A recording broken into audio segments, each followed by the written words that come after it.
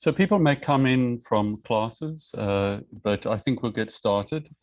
It's a very particular joy today to welcome Professor Felipe Milanez, who is with us today in the final colloquium that Anne McClintock and I direct, the Environmental Humanities and Social Transformation colloquium. So sometimes when you're introducing someone, you should just admit defeat at the outset. So I'm going to do that because Felipe's work covers so many domains that I can at best give just a little sample. I first encountered his work just over 10 years ago at a film festival in Sweden, the remarkable Toxic Amazon, if you haven't seen it, on environmental martyrs and the defense of the forest. Really, really remarkable film. At the time, I didn't know just how many diverse things Felipe does, and he's only got worse. So I'll just sample a few of his interests and his achievements, and particularly of importance carrying through all his work, his artistic and his scholarly work and his activism, is his sense of political principle. And so I think, you know, he's one of the most creative and generous people working in Amazonia today. He received his PhD at Coimbra University in Portugal. His background is in political science and law. And he went on to become an assistant professor of decolonizing knowledge, and a very interesting title in itself, an assistant professor of decolonizing knowledge at the Federal University of Recôncavo at Bahia, an epicenter, as many of you know, of Afro-Brazilian political art and political thought and political struggle. Milanez currently teaches at the Federal University of Bahia, working closely with indigenous and other environmental defenders. As a teacher, an activist, an artist, a theorist, Milanez is committed in everything he does to decolonizing political ecology, decolonizing the media, and decolonizing the environmental humanities. But as I say, he's also a filmmaker, an investigative journalist, an internationally influential advocate for environmental and social justice with organizations like N+1 that creates international alliances to better help defend the environmental and land defenders. His creative and political work has been directed, among other things, at exposing and opposing deforestation and other forms of environmental violence, and especially as that violence has impacted the struggles of traditional forest dwellers in Amazonia. And over the past 18 months, anybody who has followed his work has observed how industriously Felipe has drawn attention to the double calamity imposed on the indigenous by the COVID pandemic and by the Bolsonaro regime's anti-indigenous policies. This semester, Felipe is a visiting scholar at the Clark Center for the Study of Natural Resource Extraction and Society in Massachusetts. And I'd like to welcome him today as he talks from some of his latest work, and the title of his talk is Another Sky, Dreams of Ecological Futures for Dismantling the Anthropocene. Join me in welcoming Felipe Milanez.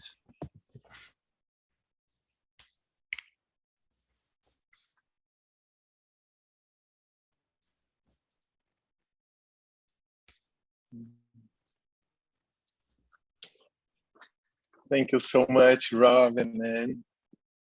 Thank you for this generous introduction, Rob. It's a great pleasure to be here.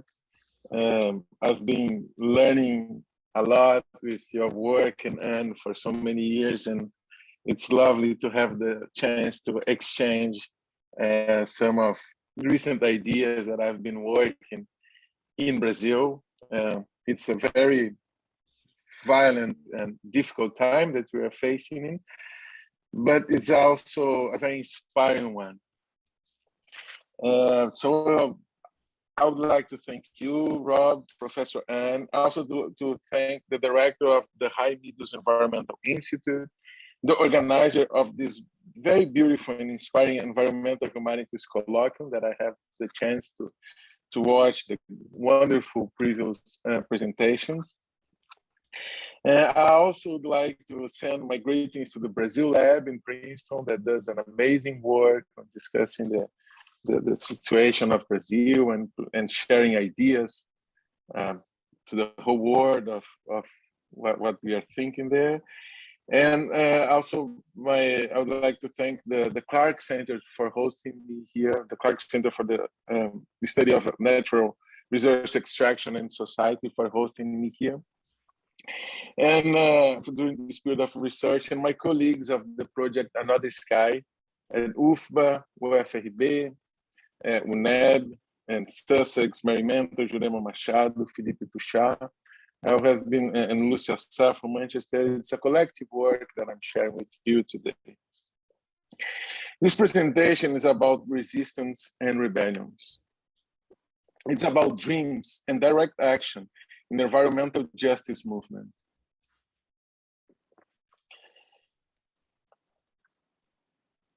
It's about dreams and direct action in environmental justice movements to dismantle the Anthropocene, to allow us to reach a new collective future.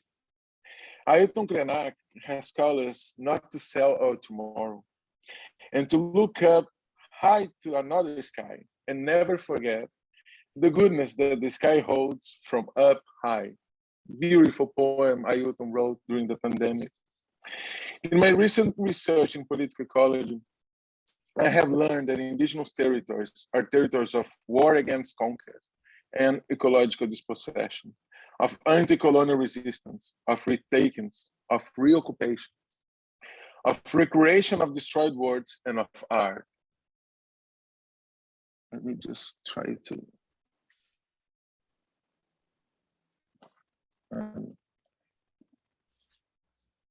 I'm just trying to... Well, yes. Oops. Here, beautiful work by the Nilson Baniwa. So I will look for hope through dreams, hope that emerges from where we may not expect to find it. Brazil is currently the scenario of what I have called the ecology of genocide, a landscape of absolute death. Since redemocratization began in the country, we have faced an unprecedented political backlash, resulting in extreme violence against humans and nature. This tragedy has been accelerated by Bolsonaro government, which has used the pandemic as an opportunity to accumulate by dispossessing, killing, and allowing to die, allowing death. There are today currently 8 communications to the International Criminal Court against Bolsonaro for the crime of genocide, 4 of them related to the genocide of indigenous people, which one was directly presented by the Articulation of Indigenous People of Brazil, APIB. This communication must be investigated and the crimes punished. Epidemics and wars of conquest have always gone hand in hand in the history of the invasion and creation of Brazil. Darcy Ribeiro called virus and bacillus as weapons of conquest. The disproportionate effects of the pandemic has aggravated a rise violence. And what we're witnessing in Brazil today is a genocide of Black and indigenous people and a massive extraction of nature for profit of a few. In recent weeks, a series of attacks against environmental defenders, including Senator Pinambar, that I'm going to talk about her today, an artist, a wonderful artist. And this series of recent attacks indicate that the situation will get even worse with the crisis of Bolsonaro for next year and the year after. I've just been in a roundtable with Felipe Santos where she said, resistance is the only option they have left to us. I will share with you stories of rebellions that could inspire broad mobilizations. These stories are part of a large project to document environmental conflict and insurgent idea of defenders. These narratives consist of direct political actions that aim to build life projects against necropolitics, neoliberal authoritarianism, and fascism. These are stories of struggles that emerge from dreams. As Alton Krenak says, are instant of knowledge. The instant in which we are talking and listening to our wise ones who do not move about in this reality, and an instant of knowledge that doesn't coexist with this time here. Dreams, for Alton Krenak, refer to tradition and to the transmission of knowledge. Alton says, what my great-grandfather and all our ancestors were able to experience passes through the dream to my generation. I have a commitment to keep the bed of the dream preserved for my grandchildren. And my grandchildren will have to do that for future generations. That is the memory of the creation of the world. So, as Alton said, I don't decipher dreams, I receive dreams. Dreams, in this idea of Alton Krenak, are like water that passes by a river carrying knowledge and experience. A riverbed doesn't decipher water, it receives water from the river. Dreams mobilize political actions toward a collective future to dismantle the Anthropocene, as environmental historian Stefania Barca suggests, through the labor of earth care and the forces of reproduction of feminist political ecology. They are the healing of the world by the sacred mantle from Célia Tupinambá, the first dream that I'm going to share with you. Then the reforesting of Brazil net Amazonia by Kátia Tonquiri Acantica TG of the Gavião people in the Amazon. The beautiful fields of Copri, a garden in a village that the chief Megaron and the shaman Bejai Chukahaman are planting along the Xingu River. Seemingly simple actions of regular Amerindian practice, these dreams are embedded in revolutionary counter-colonial process, which take place in and with the forest. They inspire the very subversive and, why not today, anti-nationalist act of planting trees to remake forests over devastated colonial territories. These stories range from Northeast Brazil to the Western Amazon. I intended to share with you a bit of the epistemic power.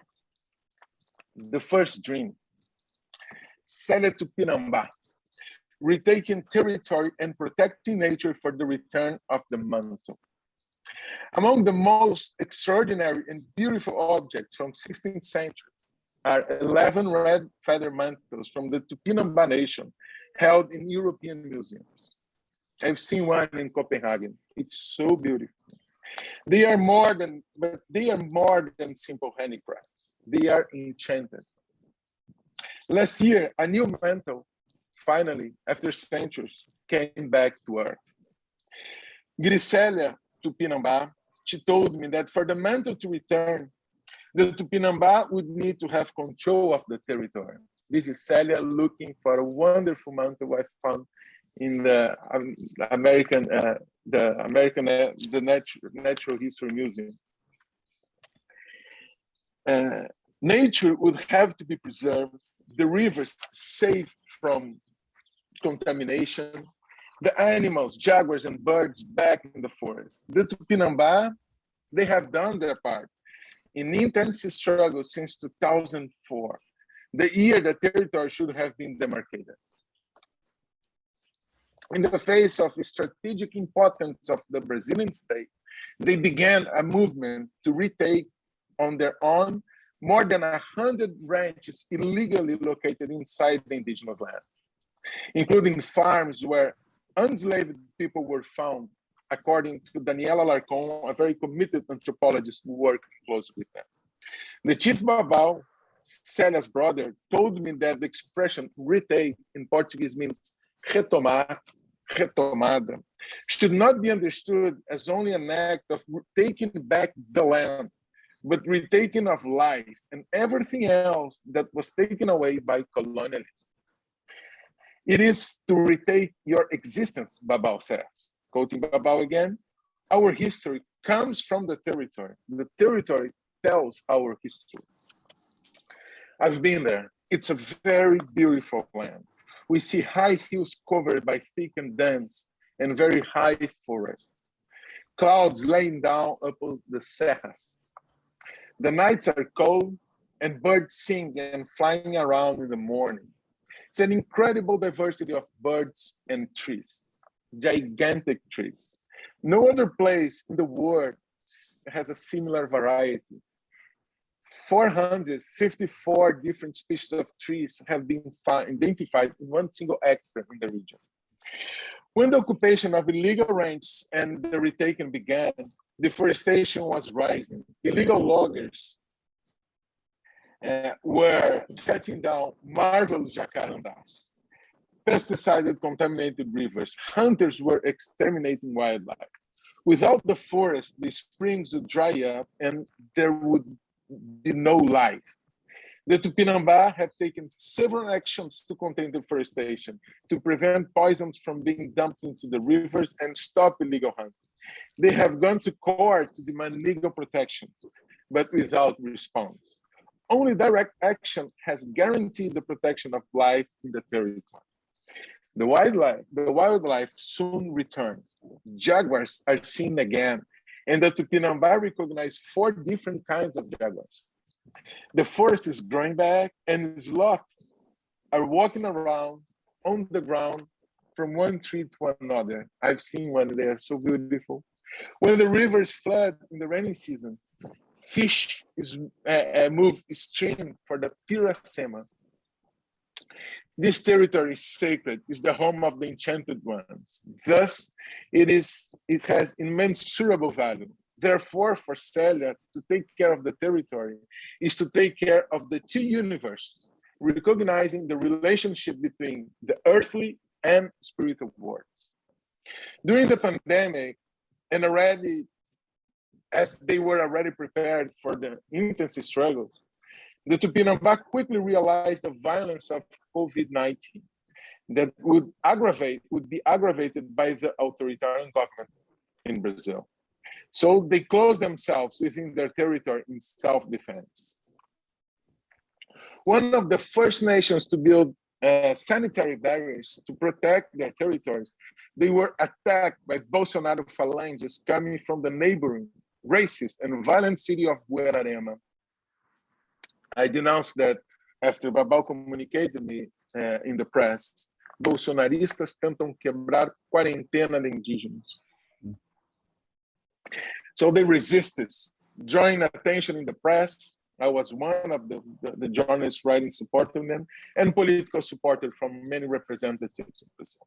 They were one of the least affected at the end by coronavirus. No case at the Serra do Padeiro and no death. The Tupinambá found a relative calm in isolation, which allowed an inward look.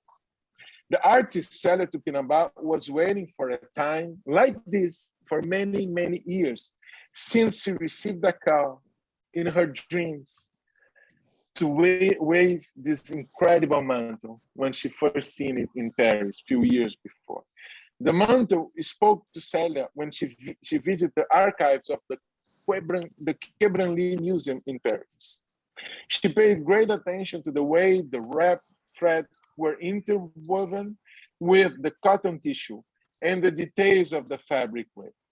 But she didn't know any weaving techniques, although it was similar to a fishnet the Tupinambá wave today.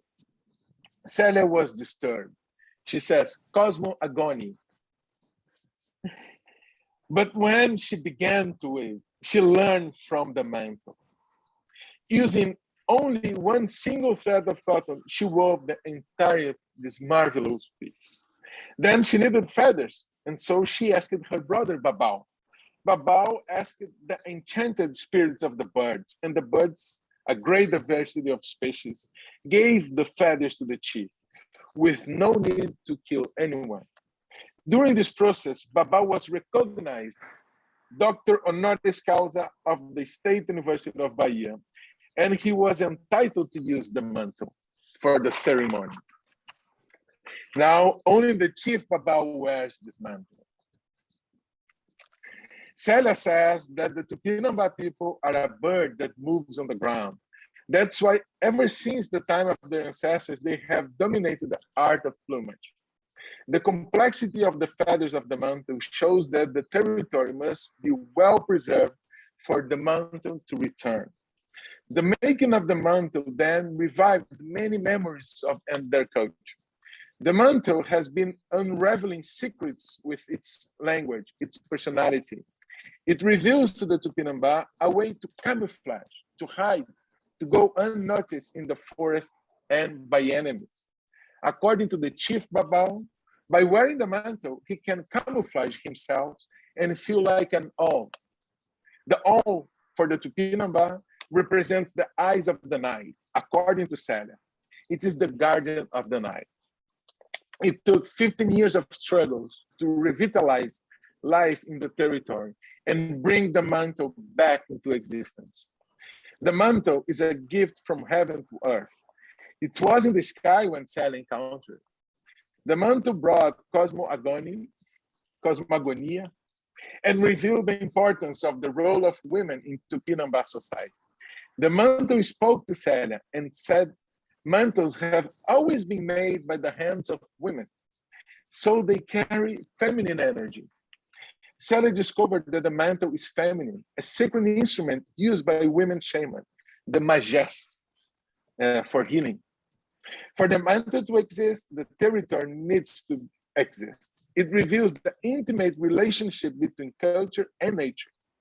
Celia told my colleagues, Arisana Pataxó, another extraordinary artist from the Pataxó Nation, and Jamile Pinheiro, that the mantle has the color of the struggle for the land, for the territory. It brings the color of the earth from the soil, from the ground, from dry leaves, bark, and skins. It brings a diversity of colors with this power. Celia says conquerors and colonizers have killed the shamans, pages. They killed women shamans, mages. They took their culture out and tried to erase it. But the culture of the Tupinamba is high up in the cosmos, Celia says. So we'll access it. It is collective indigenous art we wave together, Celia says. Last Friday, Celia suffered an attempt on her life. She and Babao are on death threat list in Bahia, and I extend my solidarity to them.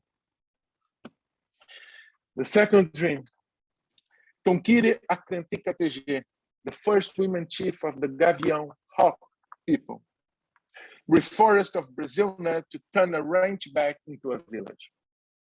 The chief Tonkiri Akrantika TG wants to replant an Amazonian forest of Brazil nut trees. She wants their territory, which was the forest and transformed to a cattle range, to turn back into an indigenous village and a native forest. A new forest, different from the previous one, but just as beautiful, rich, and sacred as it should be for future generations. The Gavião live in the most deforested region in the eastern part of the Amazon. Their indigenous land, Mãe Maria, of 62,000 hectares, about 150,000 acres, is at the crossroad of different tradescapes, as Babiton and Al call them. The routes for the extraction of natural resources. See how surrounded it is by deforestation. It's amazing. It's tragic. Railroad lines to carry mining products for Vale Company, the Trans-Amazon Highway, electric lines for the Tucuruí Dam, and the reservoir formed by the Tucuruí Dam. Violent agricultural frontiers of soybeans and cattle ranches surrounded them. The only possible and dignified future for her people, a future with autonomy and culture, is to have the forest back. In May 2021, just a few months ago, after 32 years of judicial battle and more than 40 years since they were dispossessed from their land by the Eletronorte, the Brazilian company that built the Tucuri Dam, the Gavião, led by Katia Tonquire, following the step of her father, the great chief Payaré, who passed away sadly in 2014, they won a bit of their land back, but only 3,600 hectares, 9,000 acres from much more that they were dispossessed. But this is a lot for the future. Katia has already 500 seedlings of Brazil nut and even more of acai and other fruits to begin to plant a new forest with her people. Célia Tupinambá words seems to echo in Katia Tonquire dreams and action. Earth care. The Gavião include different ethnic groups from the Timbira group that share similar Macro-G language. They are the Parcatg, Kikatg, and Acricatg, which is the group of Célia, Payaré, and Neizinho. They are also known as the mountain Gavião da Montanha, mountain hawk. The Acranticatg were expelled from the highlands by the military dictatorship in Brazil in 1982 for the construction of the Tucuri Dam. Rompride Honore Jonquipe, known as Payaré, he saw his people suffer a genocide. He saw bodies in an old village, killed by epidemics and by attacks from colonizers. He fled through the forest with his kin, his mother, Honore. She survived isolated in the forest by eating only Brazil nuts. Brazil nuts for the Gavião is a sacred plant. Honore, she's still alive, and she was the first person to be vaccinated among them. She is about 100 years old and is a great inspiration for her granddaughter, Tonquire, the chief of the Acranticatg. The Brazilian state placed them together with other Timbira people in the indigenous land Mãe Maria, near Marabá. In 1989, 1 year after the Brazil new constitution, Payaré invited lawyers and allies, and he used for the first time the Article 222 from the constitution to file a lawsuit against the Brazilian state. After Payaré's death, his children and relatives, Katia, Neizinho, Zeca Gavião, among others, they continued the suit. And Tonquire and Neizinho, they refused to accept money instead of land. And they obtained the area, now continues to Mãe Maria, by a judicial order this May, by the end of the pandemic, of the worst period of the pandemic, which affected hardly the Gavião, killing one very important woman that taught Katia a lot, money. This is very sad. The devastated land of a farm built on an indigenous land will now become forest again, Katia said when she was receiving the land back. Tonquire is leading the initiative. Her father prepared her to lead her people and become the first woman chief. Now there are 5 others in 19 villages. After a favorable court decision, she immediately mobilized her people to grow seedlings, as many seedlings as possible. She's still seeking for support. The goal is to rebuild the forest with sacred Brazil nuts, as well as acai, cupuaçu, and many other Amazonian fruits. Not only for economic resources to sell the fruits, but for food sovereignty, for a cultural self-determination, and for future generations. It can take decades for a Brazil nut tree to begin to produce nuts. But Tonquire is not rushing, since she knows that it's a long time battle. She wants to be sure that future generations will have a forest to be able to survive and maintain the culture, to continue to exist as a distinct population. Tonquire's dreams comes from the trees. The spirit of the forest mobilized the Gavião people to protect nature and strengthen each other's vitality, that of the people and of the forest. they protect each other. Tonkire, Katia, remembers that when she was young, wherever she ran, there was war. War for territory. The whole territory was invaded by capitalism. Facing extraordinary pressure from extractivism, she is aware that it will not ease. The territory was invaded by capitalism, and the territory is not coming back, Tonkire says. There is no way the Brazil nut groups can return to what they were before. The impact capitalism caused on us is devastating. We were such rich people, now we live in poverty, says Cap. Capitalism brought divisions and disagreement among us. But with the forest, there is hope. They will have their pharmacy and supermarket in the forest, protecting Maimari indigenous land, saving Mother Earth, the life of the forest and animals. The vitality of the territory can help the Gavião face what Tonkire calls a psychological dictatorship. Psychological attacks that cause depression among her people. Therefore, planting trees can strengthen them to confront capitalists and invaders. This is a marvelous majesty trees that I found in the region where Zé Cláudio and Maria live, not far from them. Tonkire says they know how to work with the forest and that the forest needs time. Recent archaeological research, like the one conducted by Eduardo Góes Neves, reveals that the Amazon was formed through the interaction of Amerindian peoples and the ecosystems. Amazing, the initiative of Tonkire and the Gavião takes exactly the same form. I've been discussing with Eduardo about it.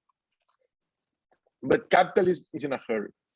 Now, there is a new threat from construction of a new hydroelectric dam in Marabá. Chief Katia Tonkire and her brother Neizinho are absolutely against it. They will not accept compensation nor mitigation for a project that can take away their life territory. They face daily pressures from the Vale Mining Company to expand rail lines and other logistics infrastructure to carry more iron ore over the trains. When Vale offered a consultation protocol for imposing the project, they replied by requesting a plan for future generations. This was 2 years ago, and they won this battle. Despite the massive pressure, the indigenous land of Mãe Maria is impressively intact. It is a square of forest that can be easily recognized from the sky again. Tonkire is committed to leading people to planting a new forest and to teaching their language in school. They are about to start planting now that the rain season is starting. Culture is embedded in their territory. To reforest the Amazonian nut group is to care for the Amazon, is to dismantle the effects of development, of capitalism, and of the Anthropocene.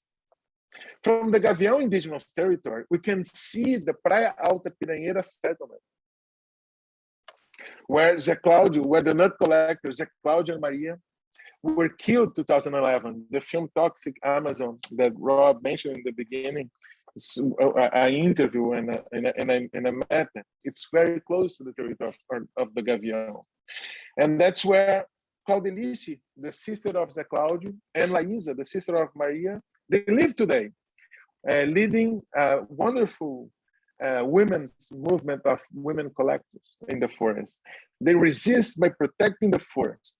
The entire region had been in the past Gavião territory. Today, a few kilometers of pastures, of roads, electric lines to power extractivists separate these two reserves. Claudelice has become close friend to Tonkire. And this year, in June, she finished this wonderful work. She used agroforestry techniques to reforest a small portion of cattle ranch near her family reserve. It is not a matter of scale, but of winning battles in a long-term war, affecting others, building epistemic bridges, and connecting rebellions. The third dream, Megaron and Bejai Chukahamay. A new garden will emerge the Kayapo village of Copre. At least twice in his life, Megaron felt close to death. He heard the other side calling him. These two near-death experiences were marked by a spiritual call. The first was in 2012, after I spell from the spirit of a fish. We met while he was being treated in a hospital in São Paulo. But only a few years later, when we took a trip together in the Upper Xingu to participate in the Quaru ritual, did I understand that he wasn't only suffering physically, but spiritually as well. In that year, 2012, Megaron suffered persecution within the National Indian Foundation, FUNAI, similar to the BIA in the US, where he had been working since 1984. Megaron entered FUNAI as a warrior in a battle for the Kayapo to demarcate their territory, Capotu-Jarina, to have control of the BR-80 federal highway and a ferry boat crossing the Xingu, a critical logistic axis. He had been trained by Orlando Villas-Boas, a historical Sertanista, workers, officials from the Brazilian state, and who led the demarcation of the Xingu National Park. In 1984, so Megaron joined FUNAI and became the first indigenous person to lead an indigenous territory as official from the state. The Xingu, the Brazil's most famous indigenous land. Under the dictatorship and under democracy, Megaron worked for FUNAI until he was fired in 2012. This is the territory, this is Bejai. He was the chief of the Kayapo and other territories around the Xingu River, and was a distinguished opponent to the Belo Monte Dam project, the mega development plan of the progressive Dilma government. You can see that the indigenous land of Kayapo is also surrounded by deforestation. Belo Monte was an old plan that had been revived and changed. During the dictatorship, it included a series of dams along the Xingu River. The Kayapo, they were led by Paulinho Paiacan, Megaron's king, organized a large movement in Altamira in 1989 against Cararaô, as Belo Monte was called. Paulinho Paiacan was sadly assassinated by COVID-19 last year in June, during the genocide of Bolsonaro. The Kayapo, they had always been suspicious that more dams would be built in the Xingu in the future, since Belo Monte needs more water to produce energy in the dry season. The Xingu crosses the entire Kayapo territory. It's a sacred river. So Megaron knew that the dam plan placed his people's future at risk, compounding the threats of deforestation and of climate emergence. A raid on his administration sought to justify his expulsion from FUNAI. Minor irregularities were alleged related to food and lodging. This was a tricky to justify the dismission of one of the country's greatest indigenous leaders, who was drawing international attention to the harmful effects of the dam. At that time, federal deputies who represented large rangers were challenging indigenous rights already, particularly by the PAC 215, a constitutional amendment to privatize indigenous land, among many other threats to indigenous rights that are up to date today under the pressure of Bolsonaro.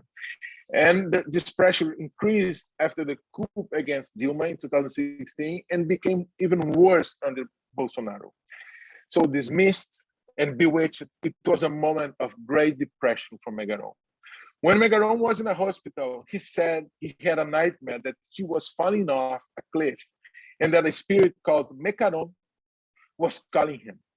If he dared to face his fear, he would become a shaman, according to the dream, but he could not.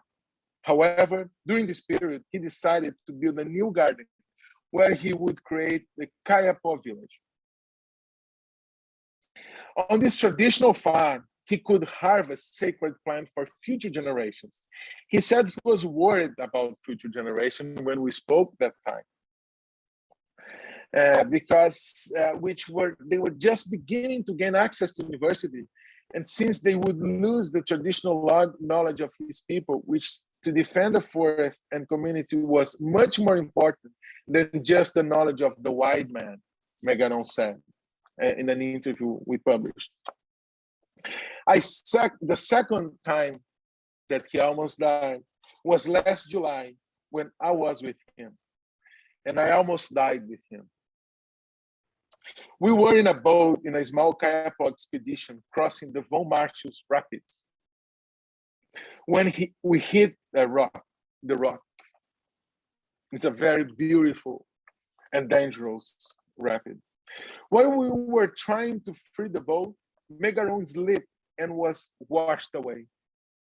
I jumped after him, and we floated together for half an hour downstream until we reached an island. While we were in the water, I was wearing the only life vest that the shaman Bejai insisted me to wear. And as we were floating and paddling, Megaron told me that he was being pulled to the bottom of the river. It was a very desperate moment. He was hearing voices, just like the ones from that nightmare that I knew that he had previously told me. While I was using my physical strength to swim, he seemed to be in a struggle in another dimension to keep us from being pulled to the bottom. It was a deeply traumatic moment. I was recently told by the shaman Kamihan just a month ago, Megaron's former wife, that we were saved by the spirits of the water. We were heading that day to Cop, to this sacred village. So Megaron decided to name this place Cop to honor his father. Megaron, the word Mecaron means great spirit. He was born in the 50s, before the contact, in the Xingu River region. He is the cousin of Bejai, this very nice shaman. And both, they were always state official and traditional leaders of the Mbengokre Kayapo nation. Megaron was trained by Orlando, as I said, and Bejai by Claudio Vilas Boas, the two great Satanistas of Xingu, the Vilas Boas brothers. The Kayapo, they speak a Macrogé language, which is not distant from those of the Timbira, the Akrantika Teje, from Cacha, and the Chavante. They occupy a vast territory of central Brazil. And a group of 9 demarcated indigenous land, and at least one in the process of demarcation, which is Capotinori, that Brownie and Megaron are trying to demarcate. It's about 30 million hectares, 32 million acres, in the southeastern portion of the Amazon and Cerrado, including some savannas, and the Brazilian geodesic center, where they have managed to keep all these wonderful forests safe despite the massive deforestation in recent decades. Megaron is the main interpreter of his uncle, the famous chief Ropni. Megaron and Bejai, they are the two chiefs of the Piaraçu village, a former military base located in the margin of the former federal highway BR-80. Now is the state of Mato Grosso Highway 322, which is a dirty road but essential to agribusiness, where it crosses the Xingu. Since 1984, the Kayapo, they control the ferry crossing this logistical node. And since then, the cattle ranchers and soybean farmers have been pushing to privatize the ferry. Bolsonaro government promised to achieve this objective and dispossessing the Kayapo to control the ferry. Since the first information arrived from the effects of COVID-19, Megaron recognized that the virus was dangerous and powerful as an anaconda, he told me. He ordered to shut the ferry crossing, not to expose the community to contamination from the intense traffic of trucks loaded with soybeans. Megaron led the construction of a health barrier, as did other Kayapo villages in the Xingu region. They found a relative tranquility away from the pandemic, protected by their isolation in the forest. A perfect time to clear the field, roça, the garden they called copper. There was pressure from the federal government to reopen the ferry service, and an armed man attacked the sanitary barrier, but they insisted. Megaron spoke to me about his memories from the epidemic of the 50s, when he was very young and his father, Copper, decided to escape with his family to the forest by crossing the Xingu, just after the contact with the Villas-Boas brothers. They found protection in the 50s by isolating in the forest, and he decided now to do the same with his family. He recalled the epidemic of flu as the first time he recalls that the epidemic, that the first, they would bury the bodies of the ones who were dying, but so many people began to die, and others were so weak that they had to leave the bodies on the ground and run away. That's how my parents had to flee with us, with me, my sister, our family, said Megaron. And we went to Capotinori, near where I am now, establishing a new village. That's how my father saved us. Only my sister died of the flu. So in this pandemic, I wanted to go far away. I wanted to go to Capotinori region. Megaron told me while we were going there to Capotinori in July. Megaron wants to revive the region that they have passed. They used to cross Xingu from Capot to Capotinori, two villages on the both sides of the river. It's a sacred place for the Kayapó. And he wants to build life on the banks of the Xingu, below the waterfall, the rapids of Valmarchus. After years searching, he found the perfect location. While he was fishing in the Xingu, he saw a high forest on the banks that indicated fertile land in a wonderful region, really beautiful, with plenty of fish and game. It is near the narrowest part of the Xingu, where the Kayapó used to cross the river on rafts. His uncle Raoni was born in Capotinori, same as his sister and Bejai's sister. They also fear that the government will try to build a dam there. Megaron understands that there is no political strength without culture. He said he learned this from Raoni. Decisive political actions come from the culture, but to keep the culture strong, they must protect the territory. This includes the complex ecosystem of rivers, crane, which is mountains. They love cranes, mountains, and the savanna and Amazon forest, and the spaces that provide subsistence, the care of life, the care for life, which are the gardens that they plant, integrated with the forest. They call the high forest areas as N, and the savanna Caput. The Kayapó are passionate about the beautiful mountains, crane, that start to appear in this part of the Xingu up to north. Cultivating diversity is essential to Mabengo Cree values. There is no future without culture and no culture without ecology. Since they first cleared the fields last April, they have collected banana, pequi, cassava, cará, potato, corn, pumpkin, and also they feed the wildlife. According to the tradition, men are responsible for choosing a location and beginning a new farm. So on this first trip, Megaron took a small group of warriors to help. The rest of the family came later in various different trips.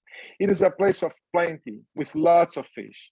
They plant banana, which protects the soil from other plants and other plants from the sun. Banana was created by Iprendi, the creator of a Kayapó people. They live coconut trees in the center of the garden, trees for shade, and which also provide straw for the roofs of the house.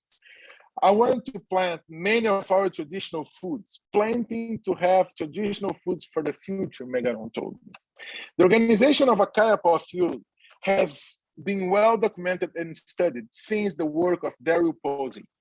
The ethnographer Pascal de Robert, with colleagues from the Emílio Gueldi Museum, they have identified that biodiversity is associated with the concept of beauty, May, that recognize not only the landscape, not only in landscape and agriculture techniques, but in good condition of social networks. The new garden is beautiful, May, as they say, with a large variety of crops. I saw that in Copley. Many plants that reveals the vitality of indigenous knowledge, the great diversity, the greater the diversity, more beautiful each garden is seen to be. Each plant has a place in the spatial organization for the architecture of life. Pascali noticed that the longer the list of plant names, the more beautiful they find the garden. She visited one garden with 56 varieties of sweet potatoes. My limited ecological and Kayapo knowledge, language knowledge, did not allow me to perceive or understand such diversity. Even in Kayapo village, devastated by gold mining, as I witnessed in Pará, the Kayapo care a lot about their fields.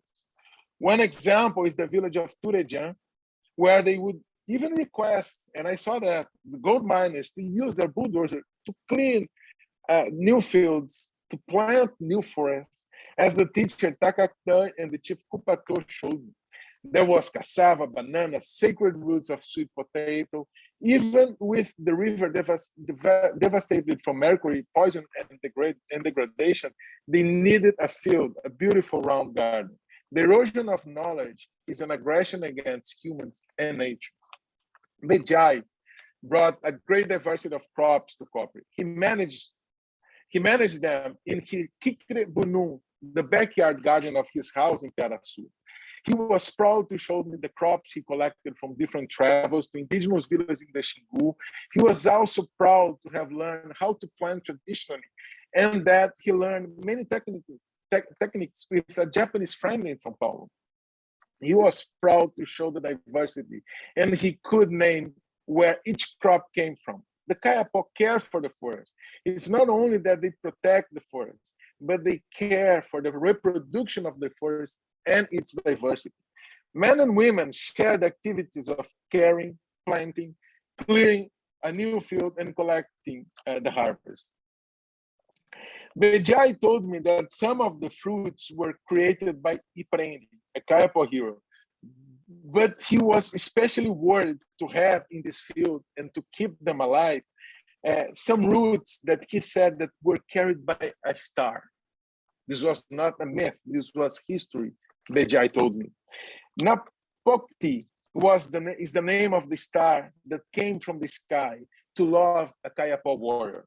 She used to hide during the day underneath a basket, and at night the warrior would open it and she would appear. She could become very small, but would grow quickly like magic to become a woman. Then she would hide again at the daylight, until the day that the mother of the warrior found out and told the star to leave. She did, but she said she would bring gifts to them from the sky. She left, and when she came back, the star, she brought with her not only the crops, but also she taught the Kayapo how to prepare, eat, and plant each of them, the cassava, sweet potato, and cará. She then went away to the sky and never came back, but left to the Kayapo some of the most delicious and appreciated goods. Just before the pandemic spread all over Brazil, Megaron came with his uncle to the carnival in Salvador, where I live, a wonderful carnival. And I interviewed Megaron, and he told me that my struggle, quoting Megaron, is on the side of the people, my community, the territory, and the forest. In June and August this year, Megaron went to Brasilia to camp with indigenous movement and protest the attacks promoted by Bolsonaro and the time framework argument under discussion in the Supreme Court, which questions the right of indigenous people to their land. It was the first time Megaron told me he went to Brasilia just to protest. There, he joined mobilization, he reported his experience to the young, told stories of struggles, and was teaching war songs in some videos circulating the internet. Beautiful Megaron. My conclusion: decolonizing forests, dismantling the Anthropocene. These expressions narrated here, received from dreams, are expression on the ongoing war of resistance and rebellions. rebellions with nature, with territories, and with the earth. The act of planting is a collective political act dedicated to the survival of future generations. These are not isolated cases, but movements. They are not restricted to the vitality of specific cultures, but movements of a broader confrontation with capitalism, the construction of an alternative system, and the reproduction of life in the face of extractivism. They are dreams that produce ideas, ideas that can spread, contaminate, affect, and become concrete in material and direct action of the pulse of life. Hector Alimonde, a great Latin American political ecologist, he described it that the historical effect of extractivism and coloniality on the colonization of nature. The project presented here of political ecologists from Abya emerged from process of co-production of knowledge put into practice through research conducted under the colonial paradigm. During the pandemic, we have supported and co-worked with more than 30 indigenous artists, 15 indigenous students, and 5 artists from environmental and 5 environmental artists in the project Anodiska and others that I'm running in UFBA. Celia was awarded to help wave the mantle. Tonkire is currently visiting researcher at UFBA. Proudly to have her as my colleague. Megaron is one of the most important indigenous political leaders in Brazil, a close friend of mine, and I have been conducting interviews and documenting his memory with his daughters and son. Studying environmental justice movements, I have searched for epistemic rebellions emerging from the relationship of peoples and nature. But to reach this revolutionary position, I realized we needed to listen to the artists. Jaider Esbel, an extraordinary, brilliant artist, once said that only art and creativity still have something to teach us in the face of the terrible moments we're living through, especially in Brazil. Art can take us to places where systemic knowledge and technology do not allow humans to go. Jaider, who sadly passed away 2 weeks ago, exactly 2 weeks ago, affirmed. This revolutionary perspective of native art reminds me some of the insight from Amilcar Cabral, who paid great attention to the role of culture in anti-colonial wars for liberation in Africa.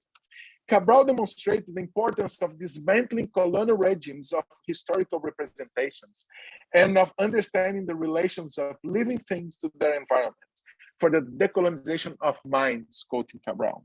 Leader of the liberation of Guinea-Bissau and Cape Verde, Cabral understood culture to be embedded in history, and he emphasizes the power of culture to constitute revolutionary subjects and the struggle for collective autonomy of the people. According to Cabral, one of the most serious mistakes, if not the most one, made by colonial powers in Africa may have been to ignore and underestimate the cultural strength of African people. He used to perception to free his people from colonizing. We can learn from it to build a new society by listening to the peoples and environment. Ecological economics reveals the entropy law of the consumption of raw materials and energy. We need an epistemic and ontological turn to build a new society over capitalism and consumerism. Art can inspire creativity in political action. Art can express dreams for new futures. Esbel, from the Makushi Nation, was an extraordinary artist. Again, he self-identified himself as the grandson of the hero Macunaíma. He wrote a beautiful article I recommend all to read, remembering that his grandfather, Macunaíma, once had to cut the sacred tree of life, Wazaka, when they faced famine. This was against his brother's desires only to pick fruits that was on the ground. It was, Jaider Esbel wrote, glorious and transgressive act, because by cutting down the tree, life was born and spread. The Makushi story has its roots in the relations of the tree and the creation of life. The Monte Roraima is the remaining of the sacred tree. Isabel was a great defender of nature and the Amazon. Reforesting, these are some work from Jaiden of Macunaíma, his granddad. Reforesting is the only opposition to deforestation. This is displayed in the subversive act of planting Brazil nut trees to turn a ranch back into a village, by protecting the territory through spiritual call for life, or growing garden which welcome a new village like the Kayapo.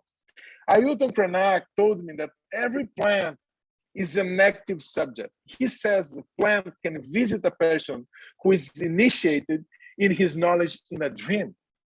Someone can be walking in the forest and be surprised by the presence of a plant that is not endemic to that place, which shall not be there, but appears to them. I have had this experience with an African baobab.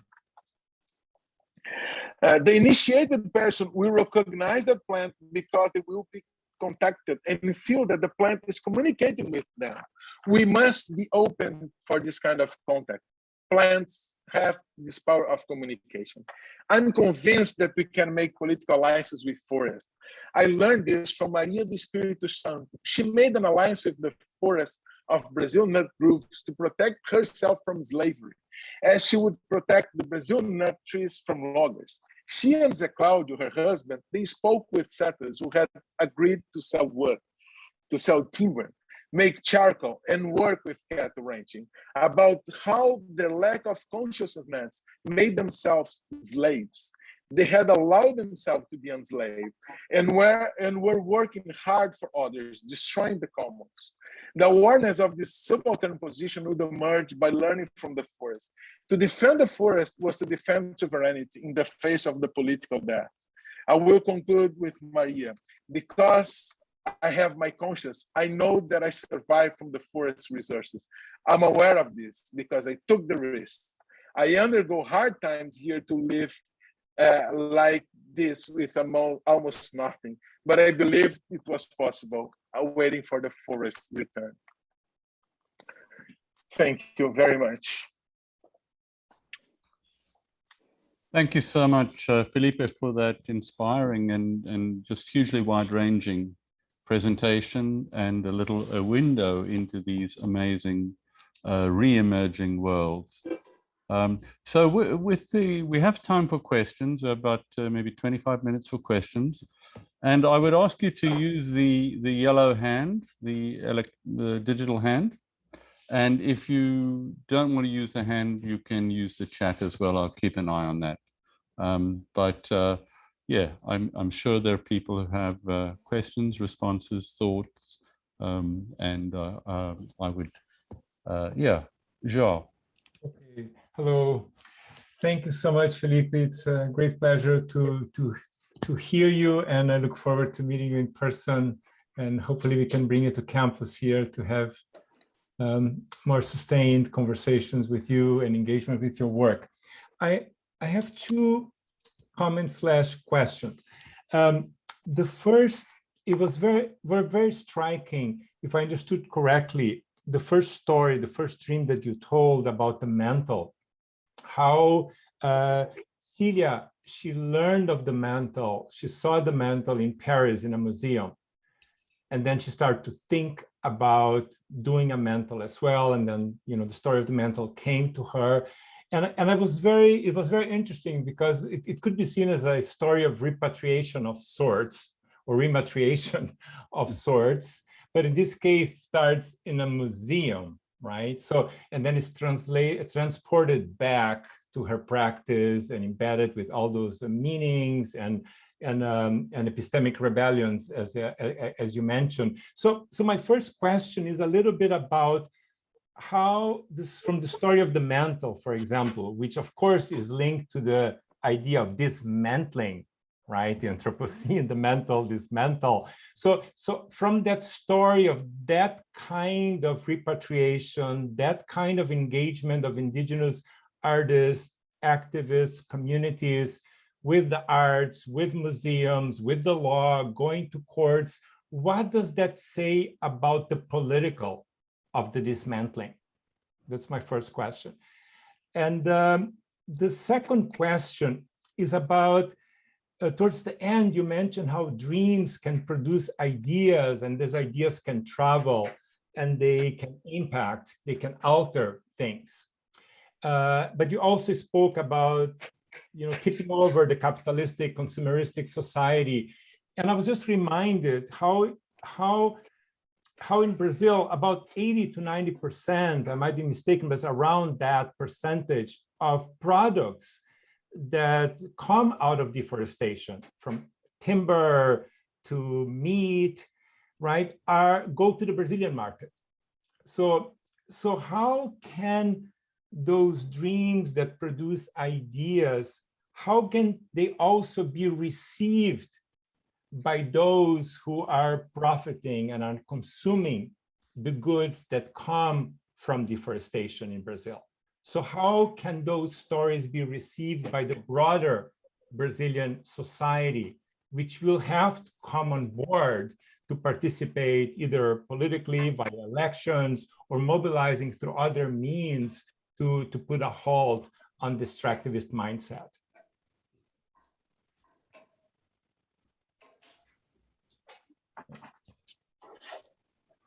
Thank you, João, for these two great questions. I'm really looking forward to meet you in person, and one day hope to be able to visit there. The story of the mantle and of Celia is extraordinary. Actually, I wasn't really precise. It appeared, it said it before she first dreamed of the mantle. Then she asked to go to Paris. And the Tupinambá, they have a lot of connections. And Nathalie Pavelic, a very close friend of Celia, arranged this trip to Paris. And once she was in Paris, then she was taken to the Quebranlit to watch the mantle. And then she spoke directly with the mantle, but she knew before. And it's interesting that about repatriation, the mantle that she received is different from the red feather mantle of the Tupinambá. She believes that the mantle who are in Europe, it's a task for the Europeans to take care of them. The mantle, he went to Europe. He chose to go there to teach the Europeans to respect the culture of the Tupinambá. So she's dialoguing in this epistemic challenge. I mean, she sees that the mantle is there. He's there to teach them to respect the Tupinambá. He's part of the knowledge of the Tupinambá in Europe to open new doors for the Tupinambá. And then she waved a new one. It was through the enchanted. The mantle reappeared in her territory, and it's directly associated to the whole politics of the Tupinambá in terms of regain control of the territory, because they only managed to do it with the power of the enchanted. It's very strong.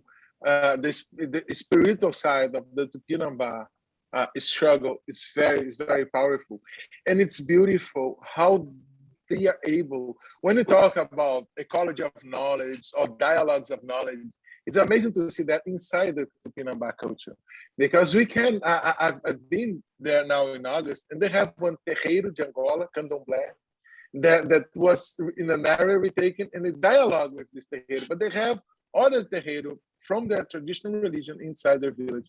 I mean, they circulate among other spiritual dimensions, and they don't see themselves isolated from the entourage of the society.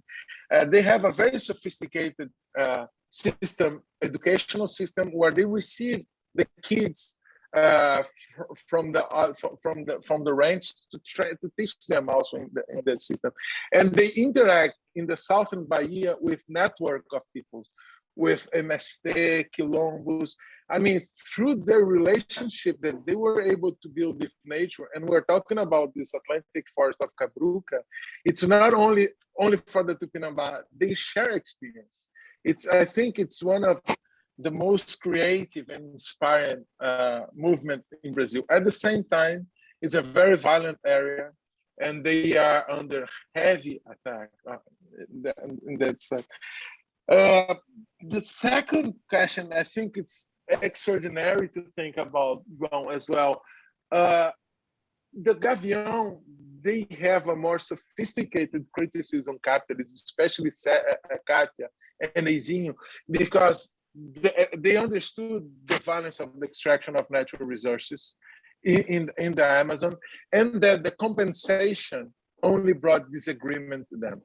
So and it's not only denying capitalism, but dealing with capitalism and trying to move over capitalism. Speaking about Katia, for example, she buys nuts collected from other indigenous territories, and she can pay more. She can make subsidies. So she's facing other pressures of capitalism. I mean, she's studying capitalism, and she's trying to find a way that they can have autonomy in this situation.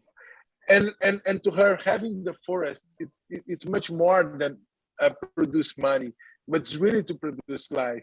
And I think what these dreams can teach us in Brazil is a lot in terms of decolonizing our relationship with forests. There's no way that we're going to protect the Amazon only bringing technology or more capitalists to the forest.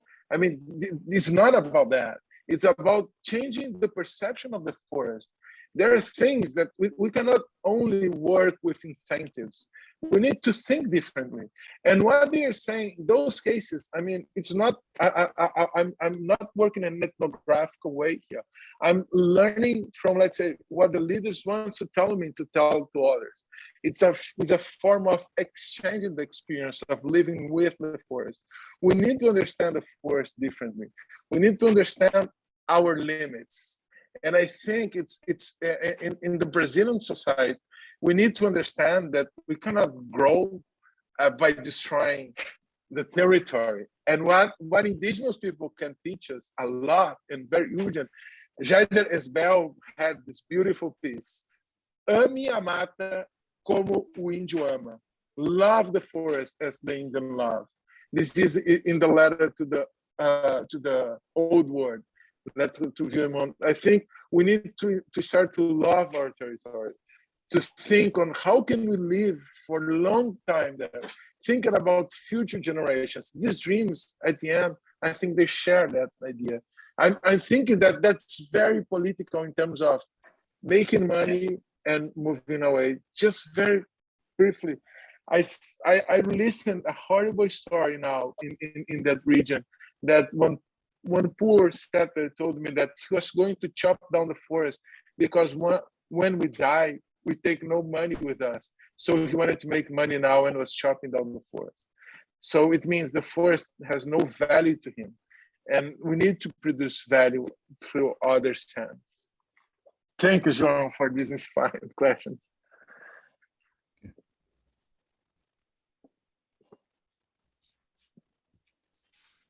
Other questions?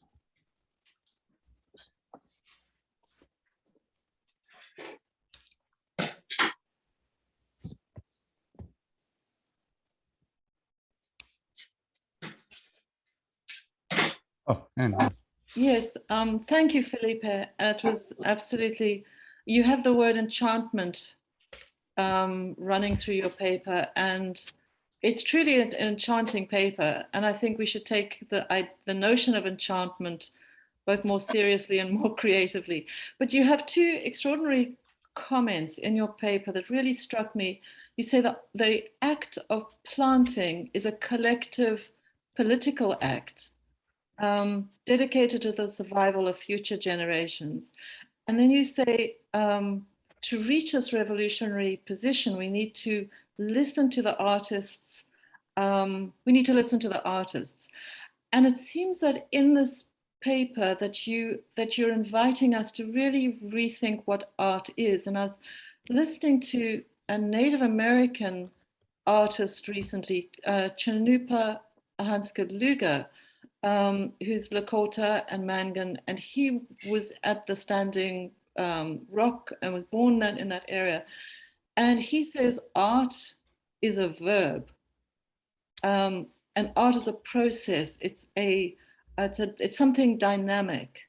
And he too, I think, is working in a similar domain to what you're thinking about, that we need to get away from this I think one of the greatest casualties, by now it's probably self-evident to say it, but it's such a wounding, one of the greatest casualties of the inheritance of colonial capitalism is the breaking of the knowledge of literally how to plant and how to make art. I talk to my students. I'm a gardener, and my father was a gardener. And I think I totally agree with you that the act of planting is a very subversive and revolutionary act, because one of the fundamental violences of colonialism was this breaking of knowledge, of literally the knowledge of the plants around us. And my students say to me, but it's so difficult. We don't know how to do it. It takes up so much time. And that forgetting, this great forgetting, has happened in the blink of an eye. But it's almost disappearing, and it's like you are reaching out to hold on to something that is just, and the people that you're working with are to hold on to something that is quite revolutionary. So yeah, just to thinking about this idea of rethinking art as a verb, as something that is active and dynamic, and not an object.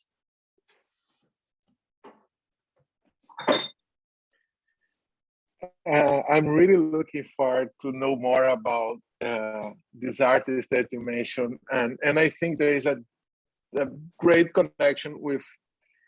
Again, it's a sad time for everyone since Jair left us, but he was saying exactly, he was going to exactly the same direction of not thinking about art for a museum or for an exposition, but art as an epistemic challenge here. He wanted to take us to other places through art.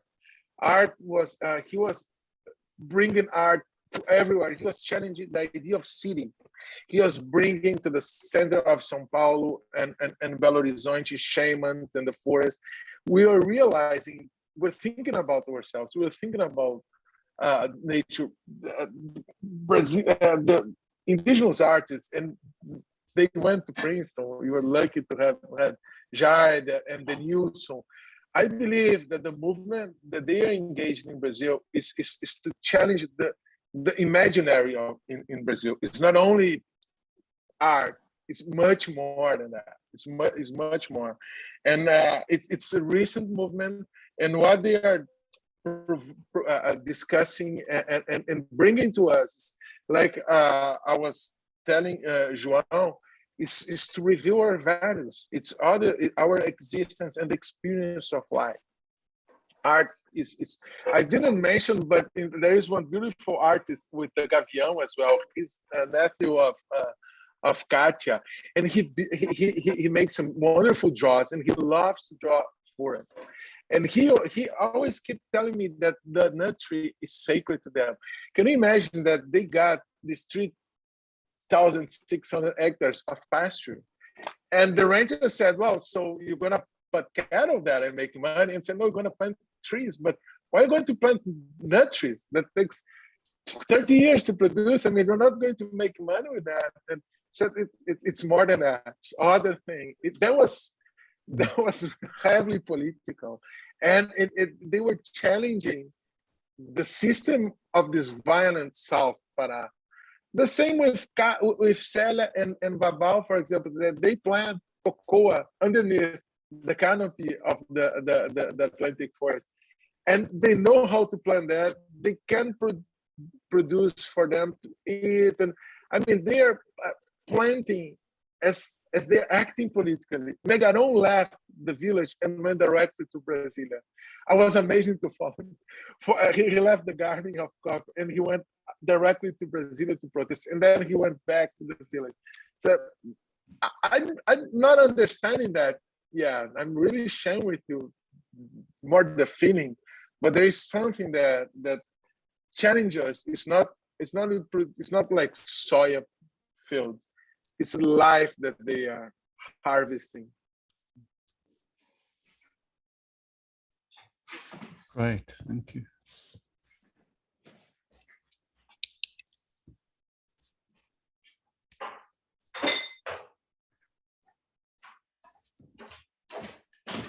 any other thoughts or questions people have? This is a rather big question, perhaps, for a short amount of time, but just thinking about Glasgow and COP and the indigenous alliances that we know have been strengthened globally, but also structurally excluded in many ways. But the power of these epistemic rebellions to interact with or help bind alliances with non-indigenous or people who are not traditional inhabitants of the forest. And I was wondering if you could comment a little bit about your perception of that, because I know you've been involved in many of these movements as well, how perhaps those alliances are changing and the changing role of some of these indigenous artists and activists within that.